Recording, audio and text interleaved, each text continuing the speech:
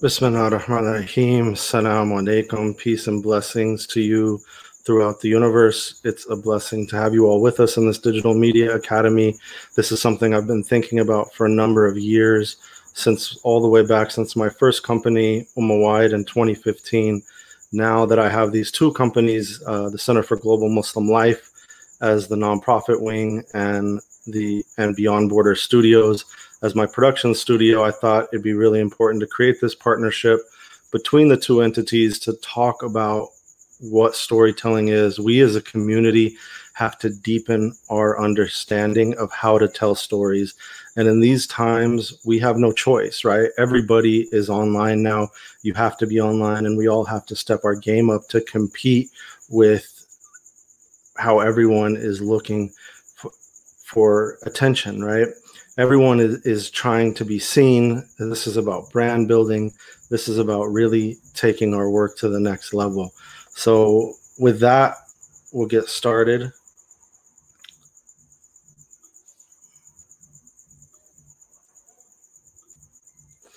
So this is the first session of 6 or 5 that we hope to have. The 6th week will be a demo day where you all will actually show us as a group the products that you've been working on.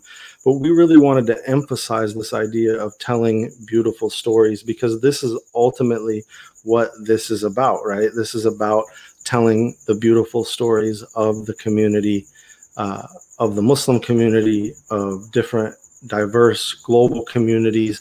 How do we tell the stories ourselves rather than constantly having stories told about us?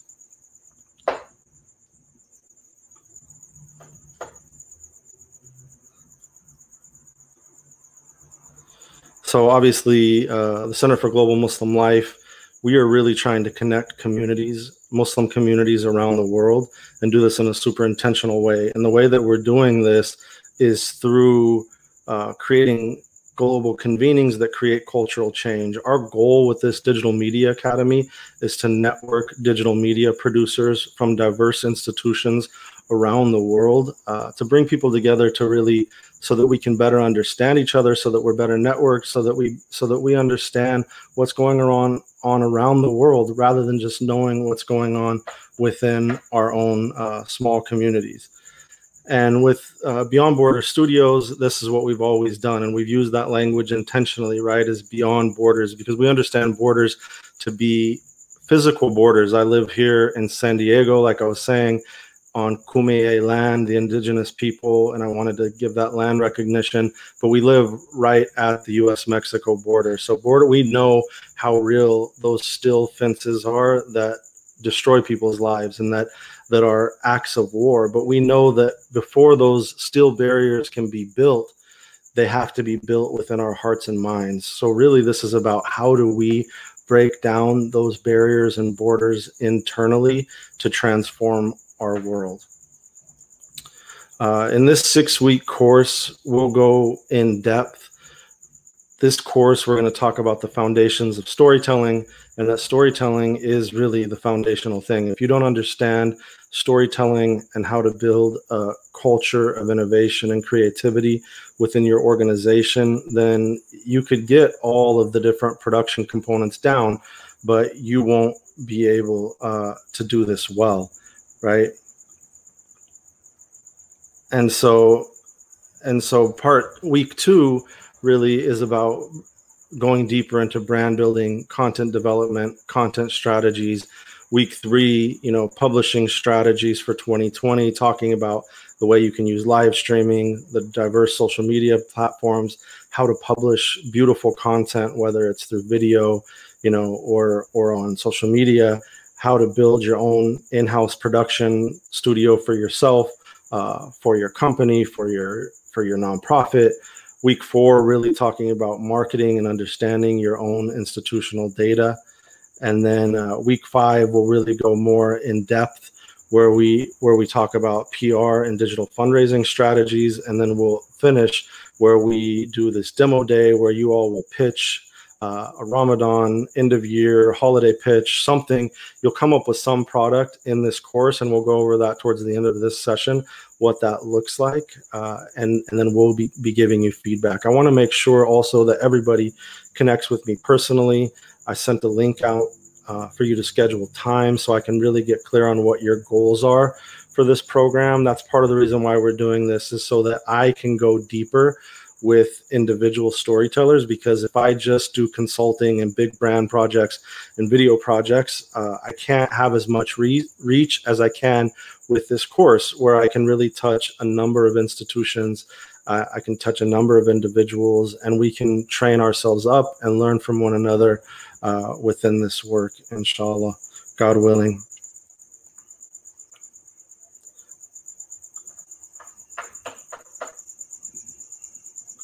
Sorry if you hear my crickets in the background.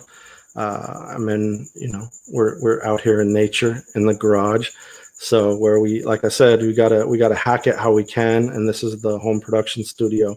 So really, we want to start with this idea of the 4 most important points that are foundational to you getting this right. Number 1 is this idea that culture is truly everything. If you don't have a good culture within your organization, if you don't have a good culture of yourself and how you are with other people, it will be very difficult for you to do this work.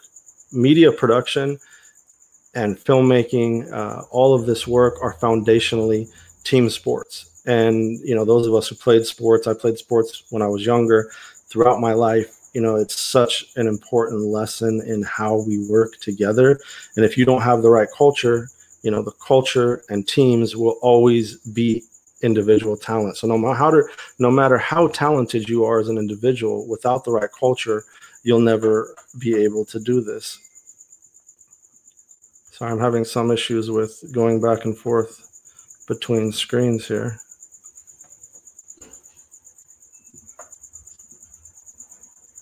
There we go.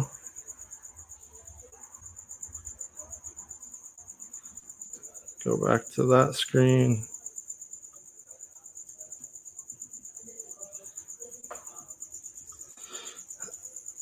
There's this really great example in this book about culture of kindergartners versus MBAs. And I love this story because it talks about how they're kindergartners and MBAs are given this task to create towers, right, as tall as they can. And all they have to do it are tape and pieces of spaghetti. And every single time, the kindergartners beat the MBAs from all these elite schools and different places. And the reason why, right, is that they create this culture, is a set of living relationships working towards a shared goal where they build safely together. They share in their vulnerability, this idea of being able to make mistakes, and they establish their purpose together. Really what this is about is the ability to build ecosystems within your work, right? It's about building an ecosystem and having that mindset of how do I build an ecosystem to sustain my work long term. I love this book by Brad Feld from Startup Communities, Building an Entrepreneurial Ecosystem in Your City. It's actually about one of my hometowns, Boulder, Colorado, where I went to college and I lived for many years. But it's funny that when I lived there, this startup ecosystem was not in place. So when I started hearing about the startup ecosystem that had grown in Boulder, I was actually surprised by this, right? But the big learnings here of how you build an ecosystem are to be inclusive, right? Play a non-zero sum game. Of course, the golden rule: love for your brother, love for your sister, what you love for yourself. Be mentorship driven. Always reach out to younger people. Always be willing to have conversations with different people, with younger people coming up, right? Give back, because we know that none of us would be here if it weren't for our mentors. Have porous boundaries, right, between organizations, within your culture, within your organization.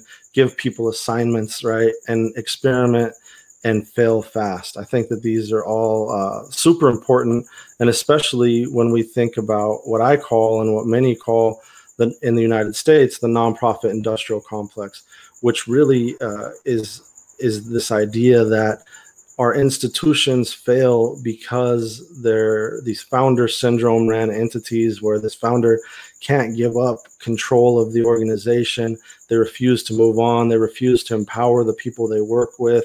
And most of our organizations, our national entities, a lot of nonprofits have really terrible work cultures, unfortunately. Right. And so that's number one, right? Is this idea of culture.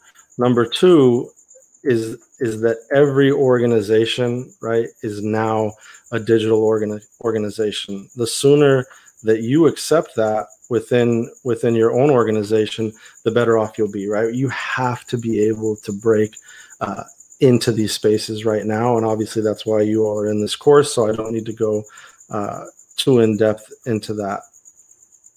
But I think that it's just important that if you have someone that you're working with or at your institution that needs convincing, maybe bring them into one of these sessions or have a conversation with them, right? So that they can understand what time it is, right? If we don't understand that every organization is a tech organization, every organization is now a digital organization, we'll fail. And this, to me, is really about all of us doing well collectively. To do this well, you have to build organizations and production studios that empower creatives to lead. How many times have we seen within the different work environments that we've been in where they bring in a creative, they say that they're going to empower them, they say that, oh, we're super excited to have you here, we've been looking for someone like you, but then they give them all these really mundane tasks, or they have an idea of what their brand is, they bring the creative in, and they don't even let the creative lead. If you're not going to empower your creatives within your organization, and really get out the way in some ways, then what's the point in even having them? You should just hire some consultant who will do exactly what it is that you want them to do, rather than hiring someone full-time. So those are the big four, if we think about it. Again, this idea of culture is everything for your organization. Every organization is now a digital organization, is now a tech organization. To do this well, and the idea of building ecosystems and movements, right? And finally, to do this well, you have to build organizations and production studios that empower creatives to lead.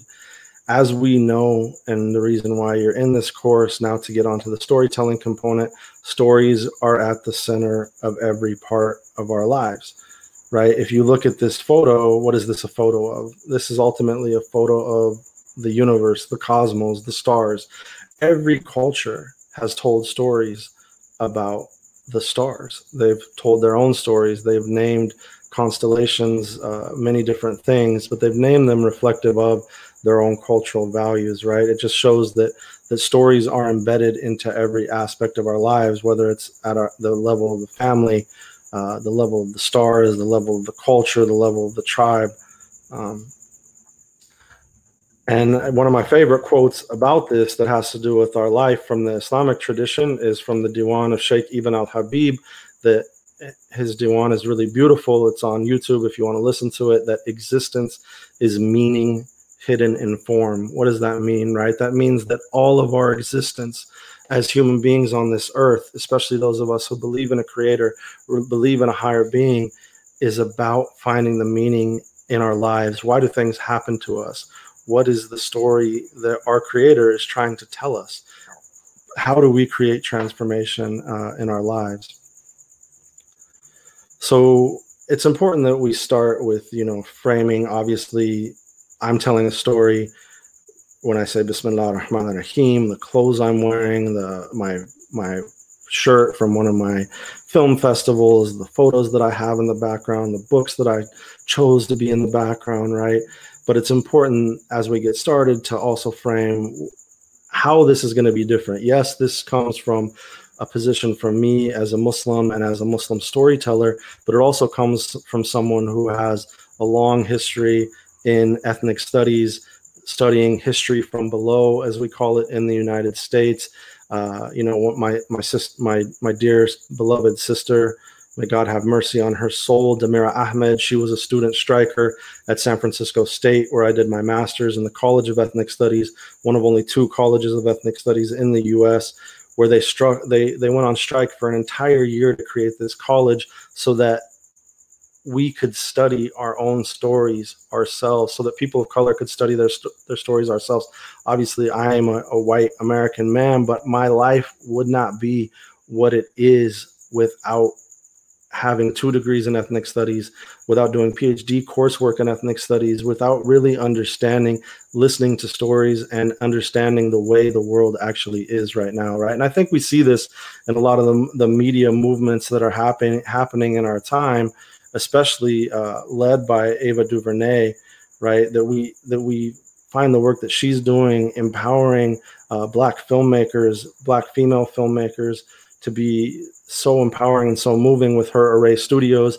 And it's also super strategic what she, right, that she's finding a way to distribute content by African Americans and African filmmakers to wider audiences, right? That's one of the strategies that we have to have as communities, is because we can make and create all the content in the world, but if we can't distribute it, if we don't have good distribution strategies, no one's going to see that content, right?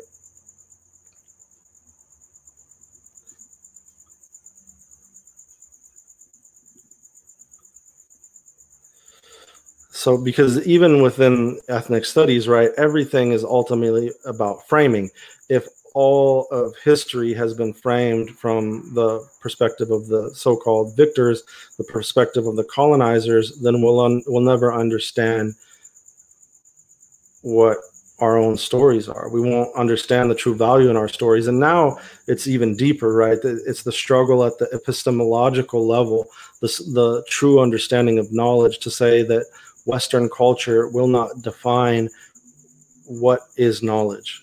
The scientific method is not the only method that exists for our world, especially, again, for those of us who are people of faith.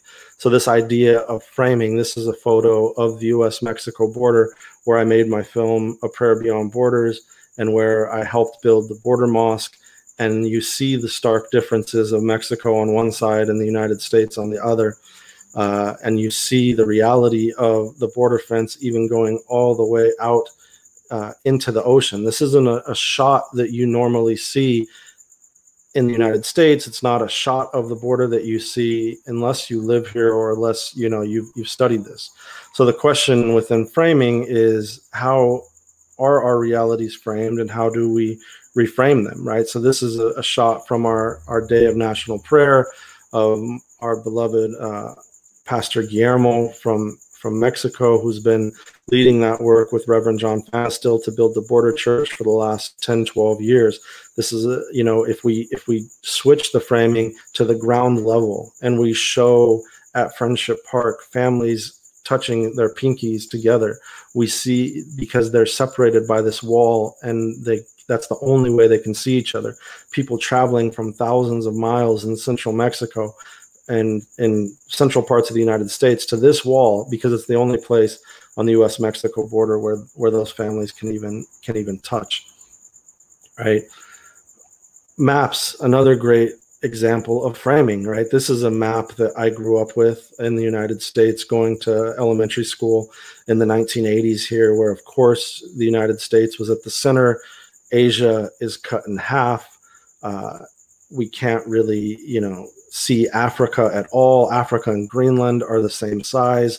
Asia isn't nearly as large as it is, but of course the key here is, right, that the United States is in the center. What happens if we flip that map upside down? Is it still showing our world? Which way is up and down when we look at the Earth from outside of our planet? How do so again, this is the idea of how do we change narratives, flip the script. And then if you see a Peterson projection map, now that we get more accurate maps, even though this map still isn't widely used in classrooms, we see now the actual size of the continents. We see the actual size of Africa that could fit a lot of the world as the largest landmass, one of the largest landmasses on the Earth, could fit a lot of the earth just inside of Africa. We see the true size of Asia. And even this idea of continents, of course, are colonial constructions, as are the borders. So within our work, foundationally, within storytelling, we think about how things have been framed historically and how we reframe them. In the United States, right, or in what is also known as Turtle Island, these colonized lands that I live in, there was this narrative that this was empty land, right? That there was no one here. When the reality is, this is a picture of Tenochtitlan, what is now Mexico City, when it was colonized by Cortez. When he arrived in 1513, this at that time was the largest city on earth. There's more than 100 million people at that time in the Americas, but yet this idea that these lands weren't populated were there to tell a story that justified genocide, and it erased genocide, right? There's whole-scale Holocaust denial about the scale of the genocide against indigenous peoples. This is one of my, very favorite photos to use to teach this idea of framing, where on the top left-hand frame, you see a Fox News shot that went out all over the world, where you could see this in Iraq, Iraqis tearing down this statue of Saddam Hussein. Then this other photo is a photo that ran on the cover of the New York Times, on the one on the right, with American soldiers draping the American flag over this statue of Saddam. And then on the bottom left, you see what the reality of that was as a PR stunt by the American military, who were blocking off the surrounding streets with tanks, who had a small group of Iraqis in the shot. And then from that, all they shot was these close-ups, so that you thought this was this big protest, you thought this was this great moment of joy, but what was it really, right? What was it really for the Iraqi people? Again, this idea of framing, this is a friend of mine created this original photo, Javed Ali, for Illume magazine way back in the day, and then it was popularized with the Women's March by Shepard Fairey, who created this poster, "We the People," and then it went all over the world. Of course, the problem with this photo is that why do American Muslim women have to literally wrap themselves in an American flag to be accepted in the United States, right? So this is about assimilationist frames versus framing that actually shifts culture and that can truly change the narrative. Because if all we're doing is wrapping ourselves in American flags, then we're giving in to the powers that be, so to say. This is another really great example. Let me put this in full frame for you all, where how are Muslims framed within the media, right? This idea that women praying, like on a television show, this is from, I think, Texas 911 or something like that, the top corner, and the woman goes down to pray and she can't even pray right? She doesn't even know how to pray. They didn't even have a cultural consultant on the show who knows how to pray. And then you have this other photo, right, of this show that's on cable television in the United States, where you have a Muslim character, but of course she's a hijabi lesbian. And then you have Rami, that is, of course, about sexual obsession and pornography. And there's some good aspects to that show, but the point is that these frames are either that we as Muslims either are other or we're the same, right? We're either other or we're the same. Whereas when we tell stories ourselves, we get the true nuance correct, right? We get the true balance and understanding correct within our storytelling.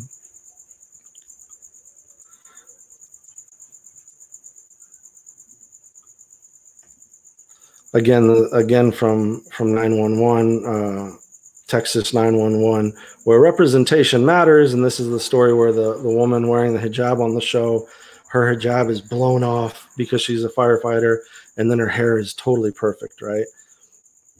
Of course, stories from our own community, like Miss Marvel, are great examples of Muslim creators. What happens when Muslim creators come in, Muslim creatives come in and are really able to tell a story with depth and nuance.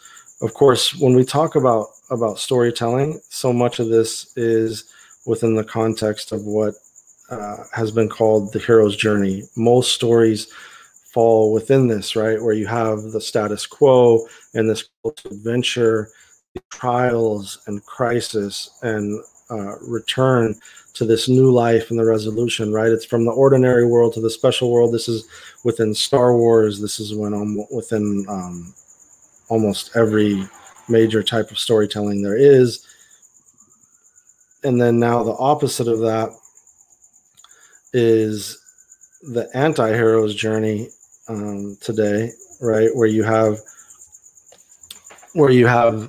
this cruel world rather than the ordinary world, where someone's forced to go on adventure, the acceptance of the immoral and meeting the corrupter, crossing the threshold, and right, that so much of our stories now are within this anti-hero's descent. I like that they use that framing, because it's true, right? The hero is crowned as the new evil king. The king meets the kingslayer.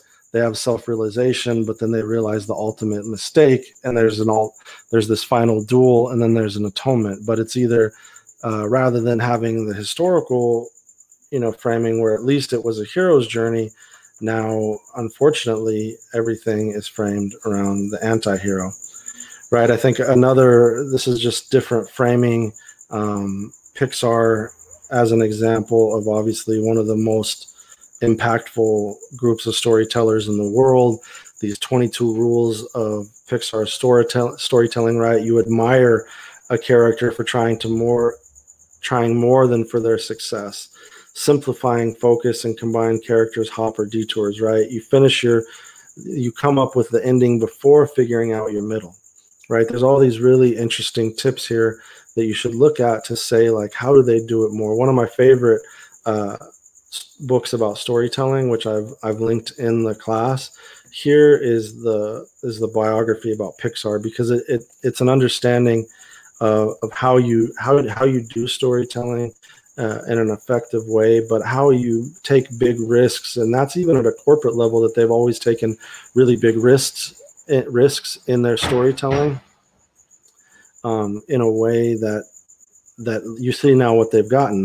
They've made films like Moana. They've made, all these different films where you have really beautiful storytelling, but then oftentimes there's a great story in that book, where, like, the sequel to Toy Story 2, they used to always send the sequels straight to video on demand. Disney did, and this was at a point where Disney had first acquired Pixar, and they were just making this trash film, and Pixar stopped the production, went back and started the whole thing from scratch, because they said, look, our quality is our brand, right? And I think that that's so important to remember. We'll talk about that in the branding class next week, right? That our quality is our brand. People will remember you for the quality of what it is that you're doing.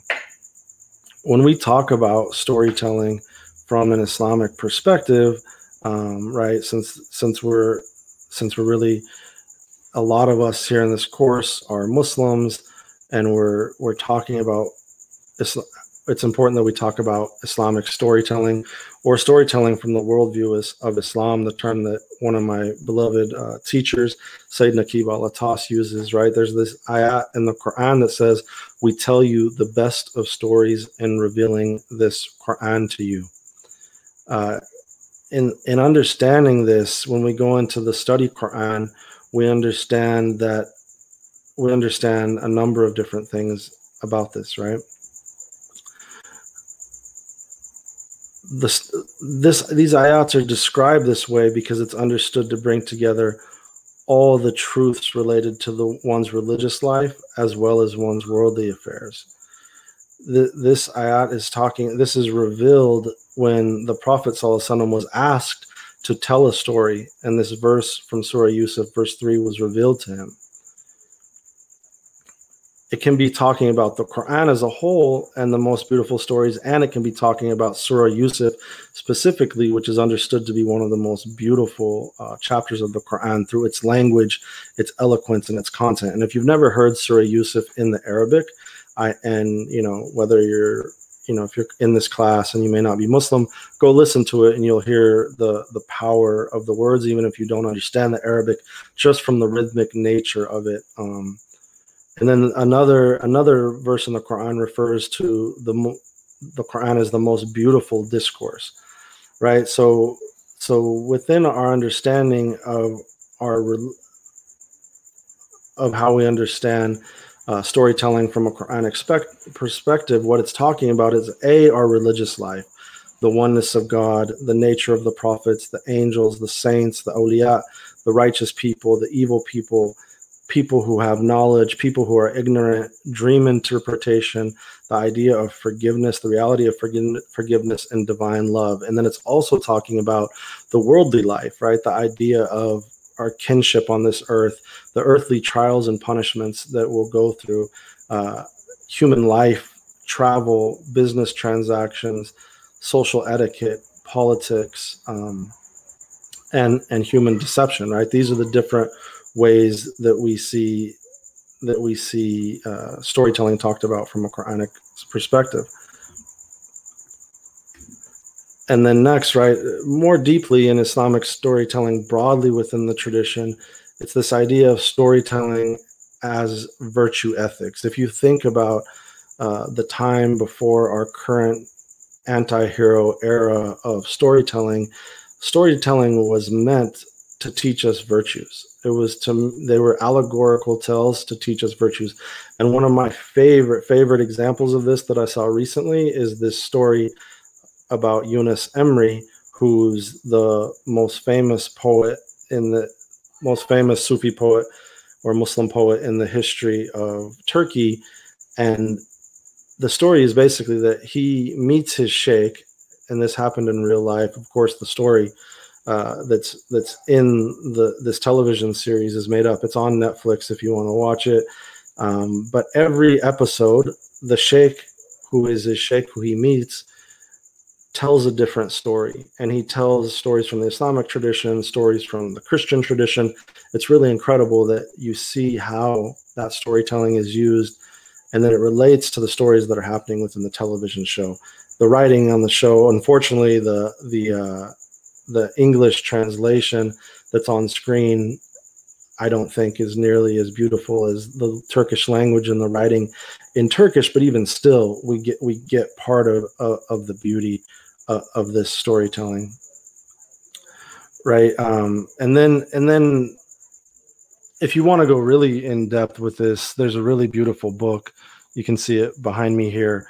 The Polished Mirror: Storytelling and the Pursuit of Virtue in Islamic Philosophy and Sufism. I love this quote where the author says, Muslim ethicists use storytelling of many varieties to convey normative standards of virtue. In fact, the concept of literature itself surfaced in an ethical context for Arabic, Persian, Turkish, the Nusantara, the Malay world readers, right?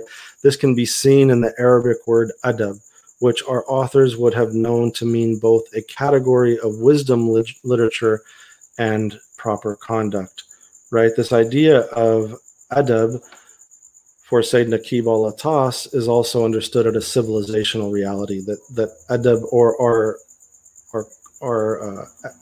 our ethics, our virtue, our character are at the center of our entire civilization. And it's with the loss of adab that we've lost our civilizational realities as Muslims around the world. And I would say that we as storytellers, it's similar, right? If we lose the virtuous components of why it is that we're doing storytelling in the first place, if we lose beauty, then what's the point, right? What's the point of things? Another term that Sayyid Naqib al-Atas uses for adab is also the order of things, right? That things should be in their place in the world. This is the Quranic worldview, the Islamic worldview, that we understand that Allah is at the center of reality and that things are in their proper place.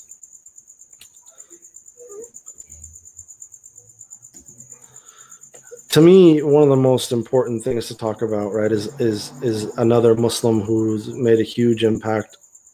His story has made one of the largest impacts in the world in terms of his story as who he was as a Muslim, is, of course, Al-Hajj Malik Shabazz, our brother Malcolm X. But I also talk about Malcolm X as a media theorist, right? Malcolm as a storyteller. Malcolm seeing the world. Malcolm went out and saw the world with his own eyes, right? He didn't just accept the world as it was. He went out and saw it so that he could change it, and he went all over the world, to Africa and throughout the Middle East, throughout Europe, and that he allowed the world and the people's stories to change him. He allowed Allah to change him, right? Malcolm was also very clearly a PR genius. If you go back and watch clips, there's a great documentary about Malcolm X that actually won an Academy Award for Best Documentary, I believe in 1972. It's just called Malcolm X. If you see the clips of him on television, he does exactly what I'm talking about here in real time, as at an absolute genius level, where he'll take the white supremacist frame that is thrown at him and he will totally change it on its head. Of course, Muhammad Ali is another example of someone who did this so brilliantly. And then, while PR is one layer of it, how we tell our own story is another, right? So Malcolm, as an institution builder, Malcolm founded the Nation of Islam's newspaper, Muhammad Speaks, and it's important that we remember Malcolm as also an institution builder, right? So those are some examples of storytelling from the worldview of Islam. So, right, so much of this is really about the power of storytelling and understanding that for you to do this well, you have to turn on that organizational switch, right? A lot of the organizations in this class are nonprofits who may have told your story at some level, but you haven't had to do it the level that you have to do it now, because we used to be able to go and meet with people and tell our stories one-to-one, more at a one-to-one level, at a personal level. Because we can't do that now, we're literally competing. Our brands are competing with everybody, right? So we have to understand that we have to turn that switch of creativity and take things to the next level. And so how do you do this for your organization or for yourself as an artist, right? So there's a few examples that I want to go through quickly. Of course, the number one most popular within political work in the United States is the framing from the Harvard University professor and movement theorist, Marshal Ganz, that talks about public narrative, right? This is the idea of the story of the self. How do we tell the story of ourselves? How do we tell the story of our unique times that we live in, and how do we, as the story of us as a collective, how do we tell that group story, and then how do we tell the story of now? Anybody who's been through the American Muslim Civic Leadership Institute program had the blessing, like myself, of training with Dr. Ganz. I think this is a really important frame for you all to understand, and it's a frame that's been taken around the world, right? This is the level that they've taken public narrative to, where it's been translated into a ton of different languages. Dr. Ganz and his team, his institute, have trained all over the world. So you've probably have heard about this, but it's a form of storytelling that's really a simple way, especially within public speaking, to understand how you should frame things. Where if you start that story of why you're doing the work that you're doing, you tell that story of urgency for your community, and then you ultimately say why we need to transform our communities now. It's a really powerful frame, right? One of my favorite groups who I've worked with and I've trained with, is the San Francisco-based Center for Story-Based Strategy. And this really gets at what are the elements of the story, right? The elements of story have to do with, there's always a conflict in the story. Who are your characters, the subjects, the protagonists within your stories? And every time, you're thinking of telling a different story, you should think through these things, right? What is the imagery that you're going to use to tell that story? Again, this idea of beauty is so important, because we have to understand that to tell our stories as community, especially as communities of faith, beauty is so central, right? So the imagery we use is foundational. That's why the brand component, super component, hiring a good videographer, cinematographer for your videos, super important. If you think about people like Omar Suleiman, mashallah, the work he's done throughout his career, he launched part of his public career, most of it was through filmmaking. And it's because of the imagery that he's using and the deep commitment he has to storytelling as a filmmaker and as a creative, that he now has this huge global brand with the Yaqeen Institute. If you don't know about Omar Suleiman, look up his Angels series that he did this past Ramadan, and you'll see what I'm talking about in terms of public storytelling, right? How do you foreshadow a story that provides hints to what the outcome will become? And what are the underlying assumptions about your community, about the story that you're trying to tell? And how do you make that a part of your story?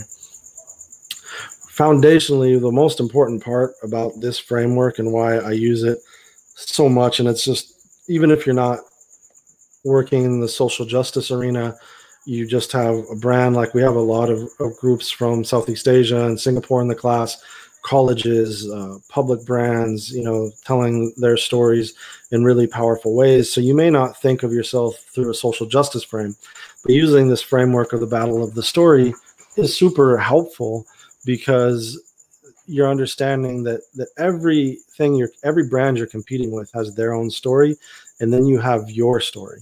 So how do you tell your story and frame your story in a way that's different, in a way that's unique, in a way that'll get eyeballs at a time when everyone's competing for attention, right?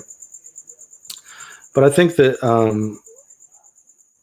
when the issue with our communities, right, is especially that when we're thinking, from a creative perspective as people of faith, again, I go back to the part about beauty is so important that the Quran is talking about. When you're talking about storytelling elements for spiritual impact, right? These are the beautiful stories that tell stories of transformation, that tell stories of impact.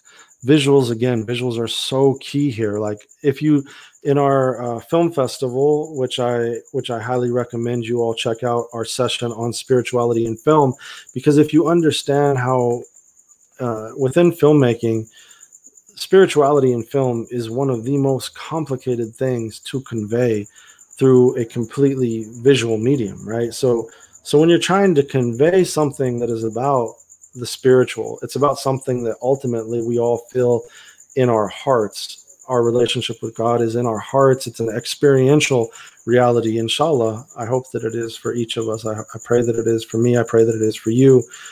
To convey that through storytelling has almost everything to do with a few elements, right? It has to do with the story that you're telling. It has to do with the music that you use. You can never overlook the music that you use in a story. Like if you think of why Star Wars is so effective, so much of that has to do with how excellent the music is throughout the storytelling, right? It has to do with the visuals. Again, the cinematography is so central in telling that story. And it has to do with the actors, right? And who you're telling a story of. Is that person charismatic? Are they interested in being on camera? Who are your characters, right? You have to think a lot about, are people that, you're featuring within your stories, do they even want to be on camera? Do they want to, tell their story? If they don't have an interest in telling their story, then they're not going to be really very interesting, right? Other components to this have to do with with creativity. You should not just expect you can give a PowerPoint like some corporate pitch session and you will raise money from the community. 100%. That's why storytelling is so important. That's why the biggest entities, like in the Muslim community, as an example, are the ones that tell the best stories. They're the ones that have used storytelling so foundationally, right? Zaytuna College is a great example of that.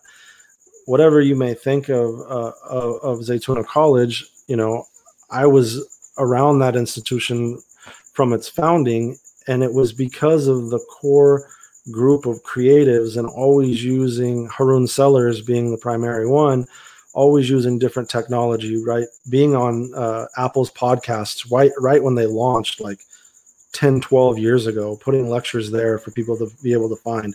This is pre-YouTube, right? Always working with the right group of storytellers and cinematographers to tell that institution's story well. And I think they've declined in that in more recent years. And with that, you don't see as much about them publicly, right? And their story has been muddled a bit by one of the founders and some of his political decisions, right?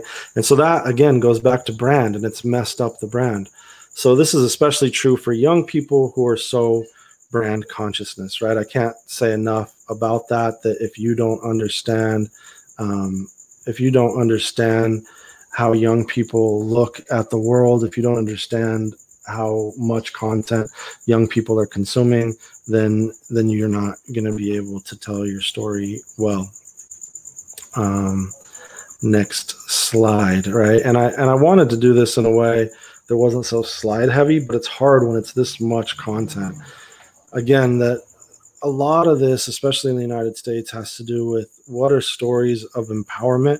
People want to see their communities empowered rather than assimilationist stories. And I think this point is so important for Muslims around the world, right? There was a survey that came out that after all this, like 10 plus decade plus of Muslims literally telling stories over and over again about how American they were, the most effective form of storytelling through a number of surveys showed that it was Linda Sarsour, right, who I founded Empower Change with, that it was through just speaking plainly.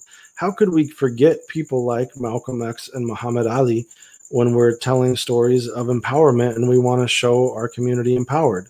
If all you say is that you fit in and that you're in no way unique, what are you saying about yourself as an entity? What story are people getting there? They might as well just keep consuming keep consuming stories about the dominant culture, right? And what's the point? So we really have to think through what is effective storytelling strategies at the level of empowerment versus assimilation. Then there's this idea of narrative infrastructure. So this comes from a series that I helped to publish with the Othering and Belonging Institute at UC Berkeley. I linked to the entire series and the set of films that we did with them that talk about this idea of narrative infrastructure and strategic narrative. So the difference, I think let's start first with this idea of narrative infrastructure from Rashad Robinson. So this is from Rashad Robinson, the founder of Color of Change, paper about narrative infrastructure. That one, we need the ability to follow through on narrative and culture dispersion and immersion over time across segments and at scale. What that means, right, is that storytelling takes time. You shouldn't expect to start telling your story about who you are as a community or who you are as an organization and expect it to have an impact overnight. So you start working with some brilliant storyteller, they come out with one video, and maybe the video or the content series doesn't perform on exactly the level that you want it to. Well, you have to keep going, right? Because this stuff takes time, especially at the level of social movements, which is what Rashad Robinson's talking about here, right? Number two is that we need actual human beings serving as our main vehicle for achieving narrative change. people equipped, talented, motivated, and networked, right? This is the key here, networked, which is why we're doing this course, effectively to spread new and compelling stories throughout their networks and subcultures, as well as spreading the values and thought models they contain in order to move those ideas into a new normative position in society, right? I think that this idea here, right, that what are the values that we want to convey to the world? Too often, again, we go into these assimilationist narratives, whether we're assimilating to stories on the left, where we're the same, or stories on the right, where we are the other.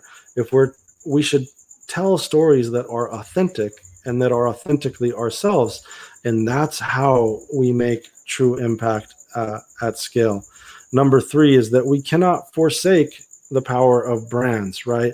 The relationships responsible for the way that most people come to change their thinking, reshape their feeling, and redirect their behaviors. Again, this idea of brand building is that it is over a long period of time. If you're going to start an institute, like if I'm saying I'm going to start the Center for Global Muslim Life, I'm going to start Beyond Borders Studios, I understand that these are multi-year, long-term projects to be able to build at the scale that I want to work at, and for me to be effective within and to work effectively, right? And you all should be thinking that way about your brand that you're building as well. And then there's some, differentiation here between individual branding, which I know that some of you are doing, right, that are focusing more on like influencer type of branding, which has to do with, the story you're telling about yourself over time as well. I think this class is more focused at the institutional level, even though there's the individual component as well, but it's the same, right?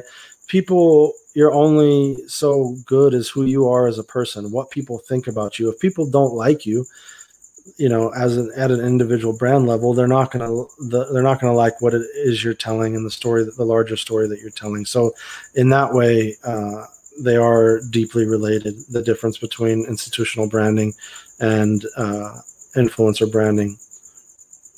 Right. So actually this slide was out of order. That's why no, it's not out of order. Sorry. So again, going back to this idea of faith-rooted storytelling, we talk about brand at one level. We talk about the components of the battle of the story at another level. We have to understand that with faith-rooted storytelling, there has to be something more. This is a shot again from A Prayer Beyond Borders, and with that film, that's why we're able to really touch so many people around the world. With the film is that there is that something more, that beautiful component, right? So this is what I would say.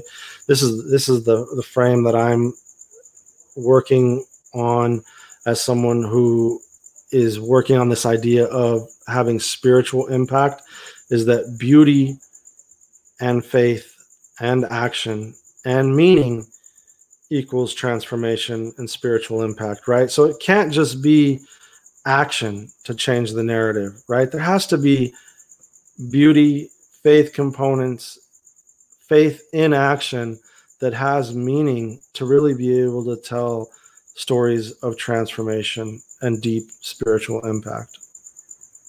All right. Let's go to this slide first. So this slide is about how we understand our audiences, how we understand culture. This is from my brother Jonathan Wilson's book, which is behind me, Halal Branding, that we have to understand these things at this many level, right? That we have to understand the ways in which our identities have that tribal or indigenous element to our local culture, how they might be understood at an organizational level of what our culture is, how our brands are transnational in nature, and that's why it's at the top of this lotus, right? How they are national and local, and then the subcultures, right? And that's why I wanted to start here and then go backwards, is because to truly understand culture we have to truly understand culture and identity. before we understand how to do audience development, right? So this is really about mapping your audience, mapping your culture of your audience to understand your audience, right?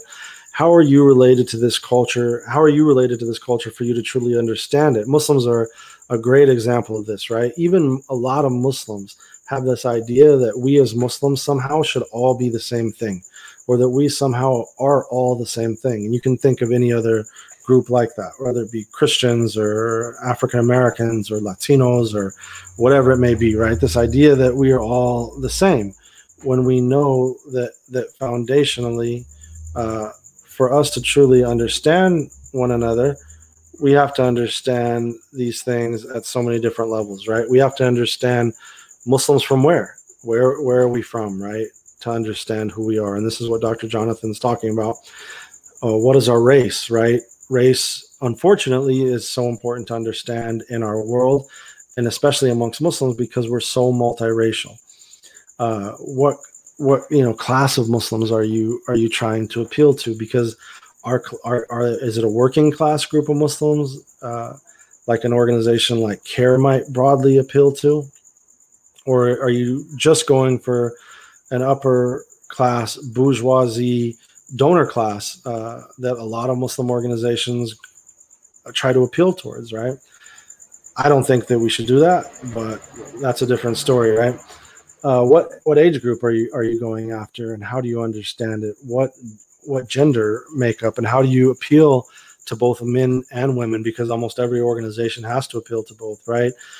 Ideologically, who are we as Muslims, right? What country are we from? And that can have to do even within the United States, right? That we have different types of Islam based on region, based on masajid.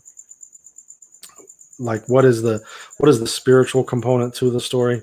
So those are all things that you have to think about to understand the culture of your audience before you really dive into audience development.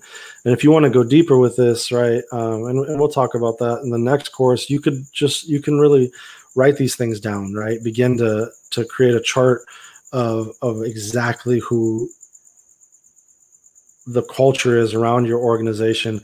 What is the audience that you're going for? And we'll go more into this in a lecture, one of the classes a few away from now. But really, it's about also diving into your data and what is the social media, what is the data feedback telling you in terms of your audience, right? Oh, wrong way. Yeah, and so, and as we come to a close in this first session, right, I hope that you all got a lot out of this idea of what storytelling is, especially in a place where we're trying to create impact, what I call, whether it's social impact or spiritual impact.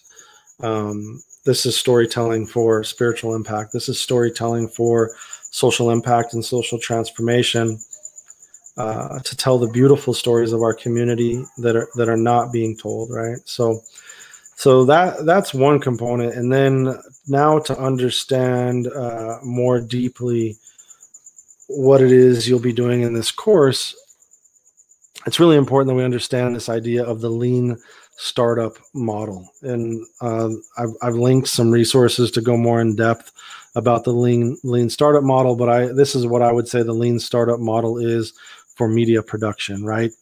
Ideas are a dime a dozen. We all have ideas. But that's why the important thing to know about the lean startup model is that you have an idea or you have a product, you publish said idea, and you really want to get feedback fast, right? You want to get your data feedback. You want to measure what it is that you're doing because you want to know whether or not it's effective.